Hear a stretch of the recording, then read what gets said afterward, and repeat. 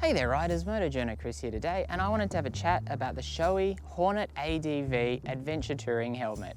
As you can see here, this is a premium adventure touring helmet, and it is not a pure off-road helmet. It's very much a helmet designed to bridge the worlds of off-road and road. Now, a couple of things to keep in mind. This is a $1,000 helmet in the Navigate TC2 colors. You can get the plain colors, the solid colors, for a bit cheaper. They're I think about the $900 mark, but this is very much a premium helmet. And if you're looking at Shoei's, you know what I mean by that. There's a lot that goes into these helmets, and one of the things that really does stand out, I find, in the Shoei helmets is the build quality, particularly the internals, and just the overall life of the helmet. They last really, really well. These are the kind of helmets where you can buy a new set of internals for them after a couple of years and they go back to being like new, really, assuming you haven't dropped them or otherwise damaged them. So they are a long-term investment, but I have to say I put a lot of faith in Shoei, and I've always been happy with the helmets of theirs that I've tested. Now, this isn't a super light helmet. It weighs in at 1.5 kilos, which is significantly heavier than the pure off-road helmets. However, the thing to keep in mind here is this is very much a do-it-all helmet. This will do adventure riding, it'll do touring, it'll do commuting. It's got the peak, obviously, which helps in a lot of conditions. It's got the full visor as well, which really is a great feature when you're doing big miles and doing lots of touring, because the wind protection and the sound protection the visor offers is a big step up from a pure off-road helmet.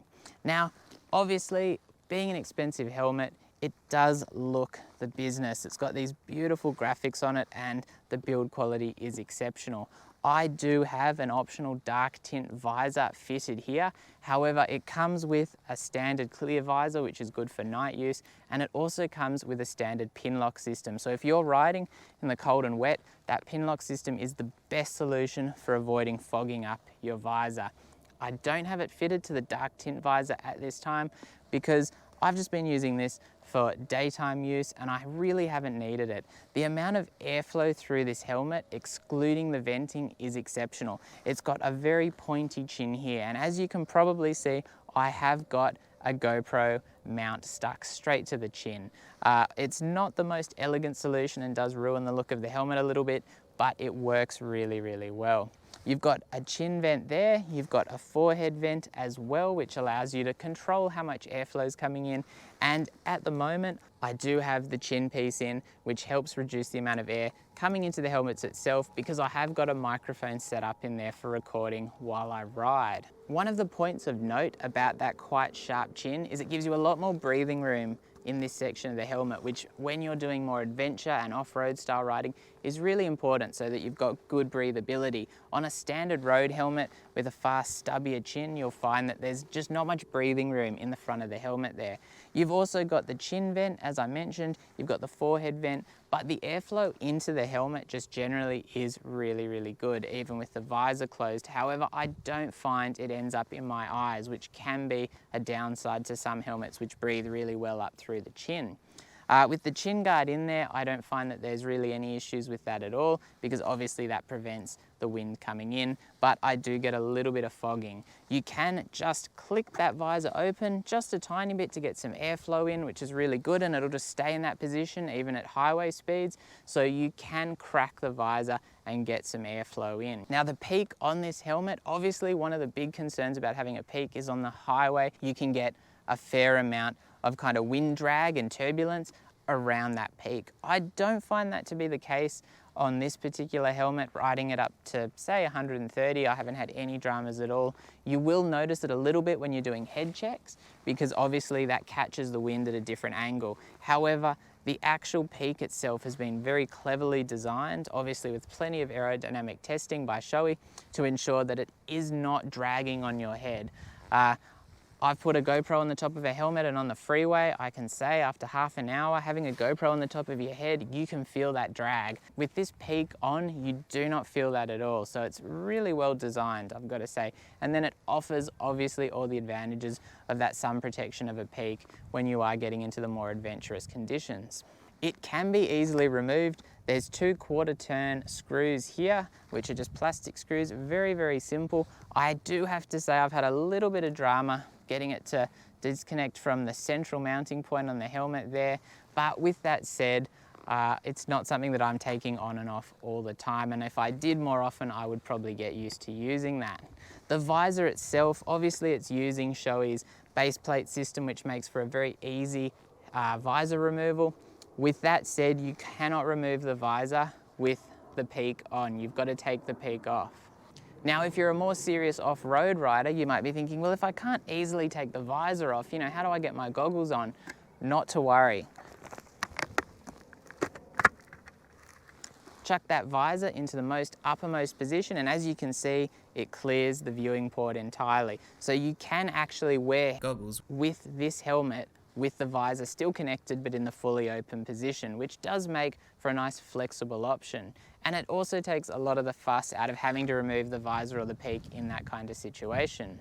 Now, while we're talking about the visor, I have to say the field of view in this helmet is exceptional. Obviously, I do see kind of that raised nose section there. However, apart from that particular area, it really almost feels like I haven't got a helmet. I've really got to strain and look kind of into my peripheral vision to be able to see where the vision ends. Now, there's also some exhaust venting on the back of the helmet here, as you'll see in these black sections here. They actually hide away some fins which help direct air out of the helmet. As I've said, the overall breathability of the helmet is exceptional. It's really, really good. We've had some quite warm winter days, but I will have to test it in summer to see how it handles a little bit more exertion in the adventure style riding in the really hot days, but I think it's going to do a good job. As far as those liners I mentioned, obviously they are washable, so you can take those out, give them a wash and put them back in, which helps extend the life of your helmet. And you can also buy different size cheek pads. So if you're not quite happy with the fit of your helmet, you can get a different size cheek pad and kind of just get that just right for you, which adds a whole kind of extra level to the sizes available on these helmets. The shell itself is a really compact shell, and that does mean that it helps keep the helmet aerodynamic, and also doesn't mean that you'll feel like you're wearing this enormous helmet, which can, particularly when you see photos of yourself, you kind of go, whoa, that's a big helmet. That's not really the case with this helmet. It's got a very compact shell system. However, one thing you will notice if you've got quite a large forehead like I do is you might find it's a little bit tight putting the helmet on. I can get the helmet on easily, but I do just have to be careful when I put it on because it's very close across the forehead there. That's going to depend entirely on your head size and your head shape. However, I find the helmet, apart from that, an exceptional fit.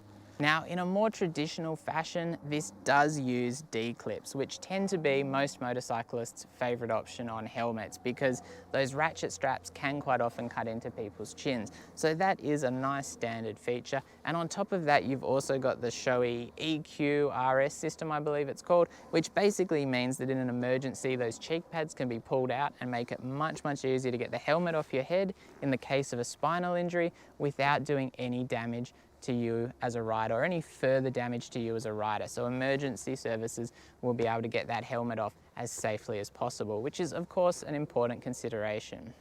So overall thoughts on the Shoei Hornet ADV helmet, I have to say I'm really impressed. Naturally, it's a premium Shoei helmet and it really does look it. The finish quality is just exceptional. It's a beautiful looking helmet. I know I've kind of stuffed up the look of the helmet on the front there with that GoPro mount, but it's still a really, really nice looking helmet. It's one of those helmets which from Shoei I've found, it's the same with my NXR, I barely know that I'm wearing it, which is really what I'm after. Even though it is a heavier helmet at 1.5 kilos, I don't really notice the weight, and I have spent full days wearing this particular helmet very, very easily. Breathability is great.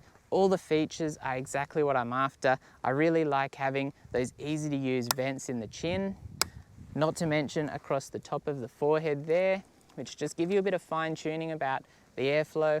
And of course, you're getting that really premium Shoei internal, which that makes a big difference. You might not notice it as much in the short term when you're wearing a helmet, but a year or two down the track, one of the Shoei helmets is going to stand up significantly better than a really cheap option. Believe me when I say that. The internals in these helmets last really well. And when you replace the internals, if you want to keep the helmet for another year or two with that nice, you know, kind of fresh feel to it as well, it's a good investment because you really are holding on to a really premium option. So obviously I am gonna have to do some more testing with this helmet in summer with the adventure riding. I'm really looking forward to that. Really happy with the helmet overall. And as always, if you've got any questions about the helmet or my experiences with it, please just let me know. I'll be happy to answer. Stay safe out there, hit the notification bell, and of course sub if you're interested, and I'll be back soon. Thank you.